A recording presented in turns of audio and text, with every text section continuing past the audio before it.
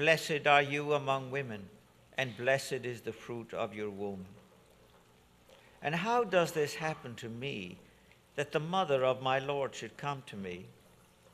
For at the moment the sound of your greeting reached my ears, the infant in my womb leaped for joy.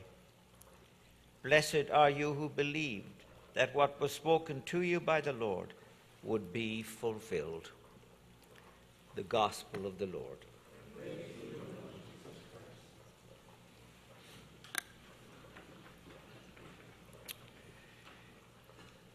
This evening we meet two of the great figures of the Bible, Zechariah and his wife Elizabeth. They lived in a small town village outside Jerusalem, Ein Karim. He was a priest at the temple, and so he would perform his duties there when his turn came around. And so now he is a very troubled man. And he's a very troubled man because he doesn't have any children.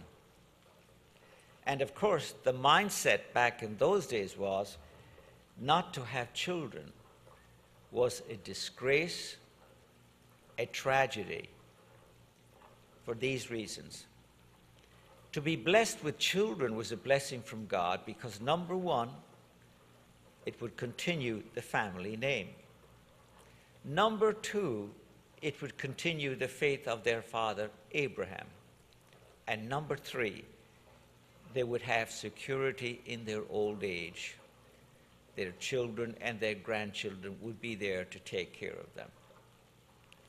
And compounding the problem and the pain of not having their own children was the fact that, of course, it was looked upon as a great punishment from God.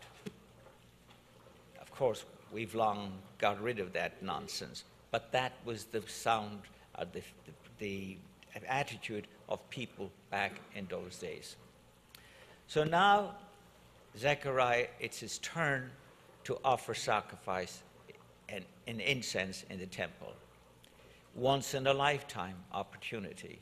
Because you see, in going into the presence of the sanctuary, you were going into the presence of God. So now, what is Zachary going to ask God? He obviously has been praying for a child. And then in the temple, the number one emissary of God, called Gabriel, visits him. And Gabriel announced to Zachary, Zachary, your prayers have been answered. Your wife will bear a son, and you will call him John. But then in his great joy, Zachary puts his foot in his mouth. Because what does he do? He questions Gabriel, the angel Gabriel. How is this going to happen? That was the first bad mistake. You never question an angel of God. And number two mistake was he commented on his wife's age. Husbands, you never comment on your wife's age. Poor Zachary. And what happens? Gabriel says, you will be silenced, Zachary, and you will not be able to speak until your son is born. Now, could you imagine a father expecting his first child, and he's not allowed to tell his friends or his families? What a curse. But of course, to Elizabeth, maybe it was a blessing. And so the time comes. But the interesting thing that they're both righteous people, as the gospel says.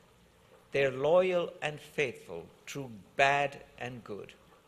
And so now Elizabeth, there's another huge announcement. And that takes place 75 miles away in Nazareth. The angel Gabriel is on the road again. So while the news to Elizabeth and Zachary was a response to prayer. The visit of Gabriel to Joseph and Mary was an earthquake.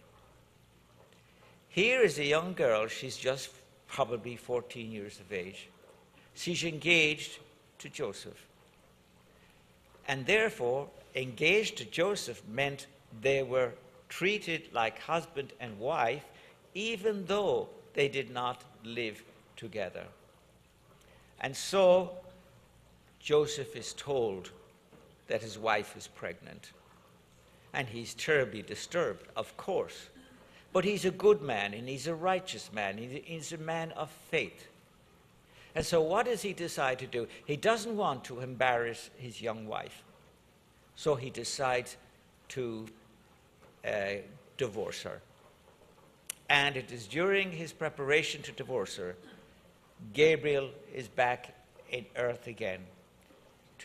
In a dream, he tells Joseph, "Do not be afraid, Joseph, to take Mary your wife, because it is by the Holy Spirit that she has conceived a son."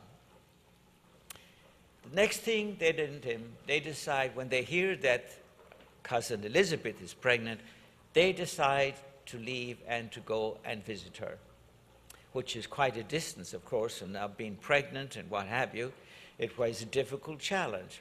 But yet, Mary's faith and trust and her kindness surfaces. And notice what happens. When she entered to greet Elizabeth, Elizabeth, filled with the Holy Spirit, cried out in a loud voice, "Blessed are you among women, and blessed is the fruit of your womb. And how does this happen to me, that the mother of my Lord should come to me? For at the moment the sound of your greeting reached my ears, the infant in my womb leaped for joy." That very insertion by the gospel writers may seem irrelevant, but it's not. Because you see, that was a sign that her child was a special child, that her child was given a special mission in life. He would be the precursor. He would be the messenger who would go out and prepare the people for the coming of his cousin, Jesus. And that is how it all happened.